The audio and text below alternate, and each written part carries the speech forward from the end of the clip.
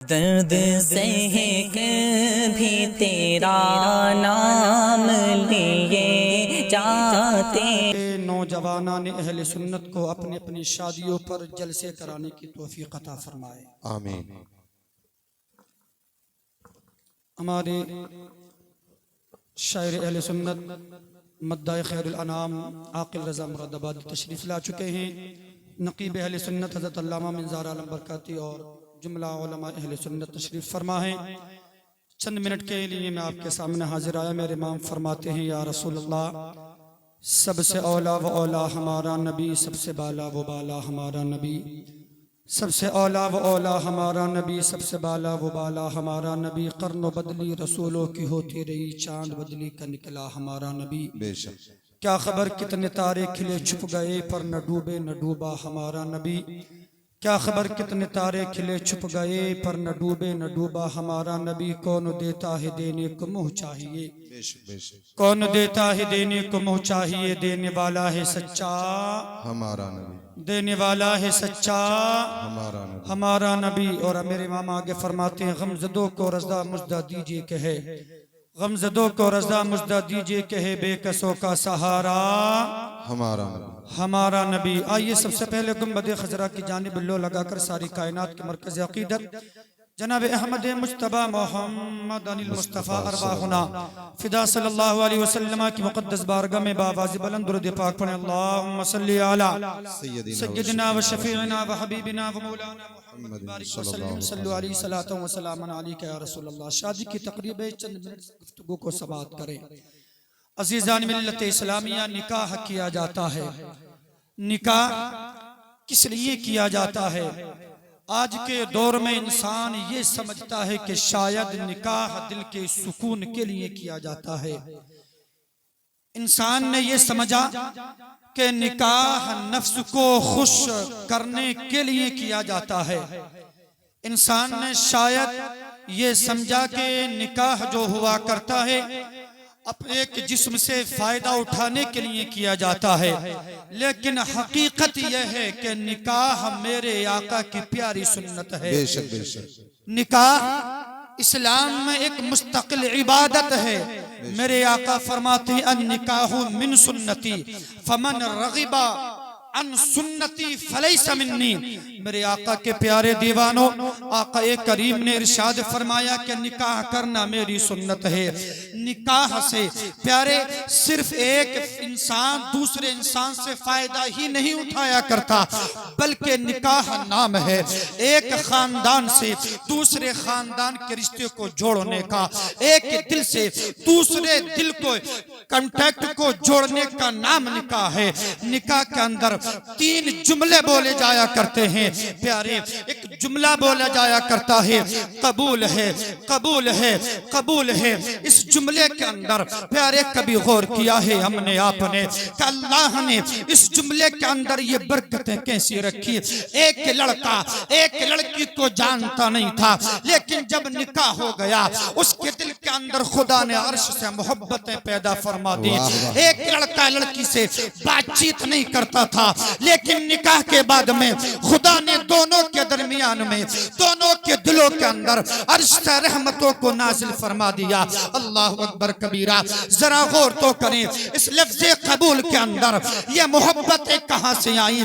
تو میں کہنا چاہوں گا پیارے اس لفظ قبول کے اندر یہ محبتیں وہی ہیں جو حضرت آدم علی نبینا علیہ الصلوۃ والتسلیم نے جنت کے اندر حضرت حوا کے تعلق سے کہا تھا مجھے قبول ہے۔ حضرت ابراہیم نے حضرت حاجرہ اور حضرت سارہ کے تعلق سے کہا تھا مجھے قبول ہے۔ یہ نکاح کے اندر جو برکتیں آیا کرتی ہیں یہ وہی برکتیں ہیں جو ہمارے آپ کے نبی نے ہمارے آپ کے آقا نے 2 مرتبہ کی بیوہ حضرت خدیجہ الکبریٰ سے کہا تھا اے خدیجہ تو مجھے قبول قبول ہے۔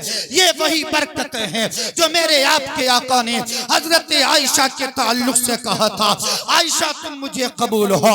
یہ وہی برکتیں ہیں میرے آقا نے حضرت سودا سے کہا تھا، اے سودا تم مجھے قبول ہو۔ یہ اس نکاح کے اندر جو برکتیں ہیں اسی قبول کی برکتیں ہیں جو میرے آقا نے حضرت ماریہ قبطیہ سے کہا تھا۔ پتہ یہ چلا جب ایک مرد ایک لڑکی کو اپنے نکاح میں قبول کرتا ہے تو اس کا کوئی کمال نہیں، بلکہ خدا اس کے نکاح میں برکتیں جو عطا فرماتا ہے یہ انبیاء کرام کا صدقہ ہوا۔ بے شک نعرہ تکبیر، نعرہ رسالت، مسلک اعلی حضرت، جشن شادی۔ عزیزان ملت اسلامیہ غور کریں، یہ سارے رشتے دنیا کے اندر بنائے، ماں باپ کا رشتہ دنیا کے اندر بنایا گیا، بھائی بہن کا رشتہ دنیا کے اندر بنایا گیا، باپ بیٹے کا رشتہ دنیا کے اندر بنایا گیا، بھائی بہن کا رشتہ دنیا کے اندر بنایا گیا، خاندان والوں کا رشتہ دنیا کے اندر بنایا گیا، چچا بھتیجے کا رشتہ دنیا کے اندر بنایا گیا، اور پیارے خالہ خالو کا رشتہ دنیا کے اندر بنایا گیا، ماموں بھانجے کا رشتہ دنیا کے اندر بنایا گیا۔ لیکن قربان جاؤ، یہ ازدواجی زندگی پر شوہر اور بیوی کا جو رشتہ بنایا گیا، اس رشتے کے لیے زمین نہیں، اللہ اکبر کبیرہ، بلکہ میرے آپ کے خالق نے اس رشتے کو وہاں پر بنایا۔ پیارے، کیا جو سب سے افضل اور اعلیٰ جگہ ہے، سب سے عظیم الشان جگہ ہے کہ جس کو ہم اور آپ اپنی زبان میں جنت کہا، واہ واہ واہ واہ، سبحان یہ اللہ۔ دنیاوی رشتہ نہیں بلکہ یہ جنتی رشتہ ہے، یہ جنتی پیغام، جنتی رشتہ ہے۔ اللہ اکبر کبیرہ۔ آؤ ذرا تاریخ کے اوراق گواہ ہیں، غور کریں پیارے، حضرت آدم جنت میں رہ رہے ہیں، سبحان اللہ، سبحان اللہ۔ حضرت آدم کا رہنے جنت کے اندر، اللہ اکبر، حضرت آدم جنت کے اندر رہ رہے ہیں۔ اللہ نے حضرت آدم کی بائیں پسلی سے، کون سی پسلی سے؟ ناظم اجلاس توجہ رکھیں، حضرت ہمارے شاعر اہل سنت توجہ رکھیں، غور کریں، اللہ نے حضرت آدم کی بائیں پسلی سے حضرت حوا کو بنایا۔ کون سی پسلی سے؟ سینے کی بائیں پسلی سے میرے آپ کے رب نے حضرت حوا کو بنایا۔ اللہ اکبر کبیرہ۔ اب اپنے نوجوانوں کو میں ایک پیغام دینا چاہوں گا، حضرت آدم سے جب حضرت حوا کو بنایا گیا، حضرت آدم جب نیند سے بیدار ہوئے، حضرت آدم کہاں ہیں؟ یہ جنت میں، زور سے بولے، بولیں سبحان اللہ۔ سبحان اللہ۔ حضرت آدم کہاں ہیں؟ جنت میں۔ حضرت آدم جب بیدار ہوئے، پاس میں کیا دیکھا؟ خاتون ہے، چہرے پر حسن و جمال ہے، اللہ اکبر کبیرہ۔ حضرت آدم نے چاہا کہ بیٹی پاس میں عورت سے بات چیت کر لوں، اللہ اکبر، ذرا غور تو کریں۔ لیکن جب حضرت آدم نے بات چیت کرنا چاہی کس سے؟ پاس میں بیٹی عورت سے، تو یاد رکھنا پیارے، خالق کائنات نے، ساری دنیا کے رب نے ارشاد فرمایا، اے آدم اس سے بات نہیں کر سکتے، آدم اس سے گفتگو نہیں کر سکتے، آدم اس کے بدن کو ہاتھ نہیں لگا سکتے۔ حضرت آدم عرض کرتے ہیں، میرے مولا یہ میرے بدن سے بنائی گئی، میرے مولا یہ میرے لیے بنائی گئی، اے میرے مولا جو خاتون میرے لیے بنائی گئی ہو میں اس سے بات نہ کروں، جو میرے جسم سے بنائی گئی ہو مولا اس سے بات نہ کروں۔ رب نے ارشاد فرمایا، اے آدم تمہیں بات کرنے کی اجازت بھی دی جائے گی، ہاتھ لگانے کی اجازت بھی دی جائے گی۔ اللہ کی بارگاہ میں حضرت آدم نے پوچھا، مولا کب؟ اللہ نے ارشاد فرمایا، ادی مہرہا، ارشاد فرمایا آدم پہلے اس کا مہر ادا کرو، اس کے بعد میں تم اس سے بات چیت کر سکتے۔ واہ واہ واہ، سبحان اللہ، اور سبحان اللہ۔ کریں پیارے، اللہ نے حضرت آدم سے کہا، کہاں جنت میں آدم؟ فرمایا آدم بات نہیں کر سکتے، اللہ خالق و مالک ہے، اللہ عالم الغیب والشہادہ ہے، اللہ چاہتا۔ پیارے مسلمانوں، میرا رب جانتا تھا حضرت آدم سے یہ کیوں منع فرمایا گیا، حضرت آدم سے کیوں منع فرمایا گیا۔ اللہ اکبر۔ آج کے دور میں دیکھو تو صحیح، آج معاشرے کا حال کیا ہے، ادھر رشتہ ہوا، ادھر بات چیت شروع ہو گئی، ادھر منگنی ہوئی، ادھر بات چیت شروع ہو گئی، ادھر پیارے مسلمانوں شادی کا دن رکھا گیا، ادھر سے فون پہ بات چیت شروع ہو گئی۔ گئی۔ اے دنیا کے اندر نوجوانان اہل سنت، آج میرا پیغام لے کر کے اپنے گھروں پر جانا، اللہ اکبر کبیرہ۔ دنیا کے اندر شاید رشتے کے بعد میں اپنی ہونے والی پتنی سے آپ یہ سوچتے ہیں کہ رشتہ ہو گیا تو بیوی بن گئی۔ آج تک کسی انسان نے رشتے کے بعد میں کسی لڑکی کو بیوی نہیں کہا۔ کیا آپ نے نہیں دیکھا کہ شادی والی دل تک براتیں لوٹ جاتی ہیں؟ دیکھا کہ نہیں؟ لیکن کیا ہوا، ادھر رشتہ ہوا، ادھر پھول پہنچ گیا۔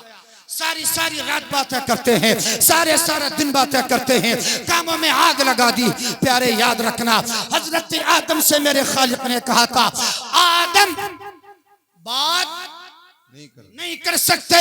حضرت آدم سے کہا آدم بات جب کرو گے، جب اس کا مہر ادا کر دو گے، جب اس سے نکاح کر لو گے۔ پتہ یہ چلا جب ہمارے باپ آدم سے جنت میں منع کیا کہ نکاح سے پہلے بات نہیں کر سکتے، تو تم کون ہو جو نکاح سے پہلے بات کرتے؟ اللہ اکبر۔ غور کریں، یاد رکھیں، نبی کا سچا وفادار وہی ہوا کرتا ہے، اپنے باپ کی حلال اولاد وہی ہوا کرتا ہے جو باپ کے بتائے راستے پر عمل کیا۔ غور کریں پیارے، یہ ہمارے معاشرے میں بڑی بیماری بات ہے کہ نہیں؟ ہمارے معاشرے میں بہت بڑی بیماری، آخری بات سنے میں چل کر بولیں سبحان اللہ۔ سبحان اللہ۔ ایک ہمارے معاشرے میں ایک بیماری بڑی تیزی سے دوڑ رہی ہے، پتہ نہیں ہر 6 سال 5 سال بعد میں کوئی نہ کوئی نئی سنی بیماری۔ اب سے 6 7 8 سال پہلے تک پیارے مسلمانوں ایک معاملہ چلتا تھا، کیا کہ جب نکاح ہو جاتا ہے اس کے بعد میں کیا ہوتا تھا، سلامی ہوا کرتی تھی۔ کیا ہوتی تھی؟ اب سلامی پر زور کم، اب سلامی پر زور کم۔ اب اس سے پہلے ایک کام اور شروع ہو گیا ہے۔ وہ کیا کام ہے؟ جب دلہا لے کر کے آیا ہے بارات کو، لڑکا لے کر کے آیا ہے بارات کو، ادھر سے بے غیرت لڑکیاں اپنے ہاتھوں میں لیتی ہیں پلیٹیں، ان میں سجاتی ہیں پھول، اور پھولوں کو سجانے کے بعد میں اب ذرا ایمان سے بتانا، یہ آنے والی لڑکیاں یہ ان کی بہنیں ہیں، یہ دلہے کے ساتھ میں کون ہیں؟ اس کے ساتھ میں لفنگے ہیں، اس کے ساتھ میں نوجوان لڑکے ہیں۔ یہ کیوں آئے ہیں؟ انہیں بارات سے مطلب نہیں، انہیں مطلب ہے آنے والی لڑکیوں سے۔ یہ دیکھنے کے لیے آئے ہیں ان بیٹیوں کو تمہاری، جو تمہاری بیٹیاں صبح سے دوپہر تک بیوٹی پارلر میں جانے کے بعد میں اپنے چہرے کا میک اپ کراتی رہی، اور میک اپ کرانے کے بعد میں اپنے بالوں کو بکھیرا، اپنی زلفوں کو بکھیرا، اپنے دوپٹے کو کھینچا، اور پیارے اپنے ہاتھوں میں پھولوں کو سجایا، اپنی پلیٹ میں پھولوں کو سجانے کے بعد میں آ رہی ہیں بغیر استقبال کرنے کے لیے۔ پیارے مسلمانوں، کہ غیرت نہیں آتی؟ کیا اس بہن کا بھائی مر گیا؟ کیا اس بیٹی کا باپ مر گیا کہ اس نے اپنی بیٹی دوسرے کے سامنے سجا کر کے سونپ دی ہے؟ کہ غیرت نہیں آیا کرتی؟ کہ اس بھائی کو غیرت نہیں آتی کہ جس نے اپنی بہن دوسرے کے سامنے پہ پردہ لا کر کے رکھ دی ہے؟ ارے تم تو وہ تھے، اپنی بہنیں تو دور کی بات، غیروں کی بہنوں کی عزت کی حفاظت کیا کرتے۔ بے شک بے شک بے شک، بہت۔ لیکن آج غیرت نہیں آتی، شرم نہیں آتی، استقبال کرتے ہیں۔ کیا نام دیا ہے کائے کا؟ استقبال ہو رہا ہے، دلہے کا سواگت ہو رہا ہے، غور نہیں کرتے۔ غور کریں پیارے مسلمانوں، اگر سواگت کرنا ہے تو یار مردوں کا سواگت مرد کرے نا، بات حقیقت ہے کہ نہیں؟ اگر سواگت کرنا ہے آپ کو، میرا پیغام لے کر کے جانا پیارے، یہ شادی کا موقع ہے، اگر استقبال کرنا ہے آپ کو تو تمہارے محلے میں لڑکے بہت ہیں، ان کے ہاتھوں میں پھول دو، جو چاہے وہ دو، لیکن نہیں بیٹیوں کو سجا کر کے دوسرے کے سامنے پیش کریں گے۔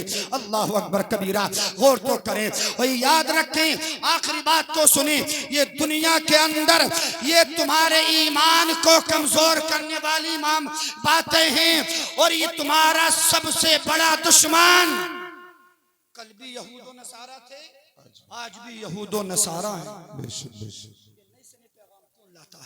نہیں سنے گناہ کی باتیں یہ کون چلاتا ہے؟ غور کریں پیارے مسلمانوں، فتوت الشام کے اندر ایک روایت کو نقل کیا، یہ پھولوں کا بکھیرنے کا معاملہ شروع کہاں سے ہوا؟ بات کو سنے، اپنی بات کو ختم کروں، ذرا مچل کر بولیں سبحان اللہ، سبحان اللہ، ہاتھ اٹھا کر کے بولیں یا رسول اللہ، یا رسول اللہ۔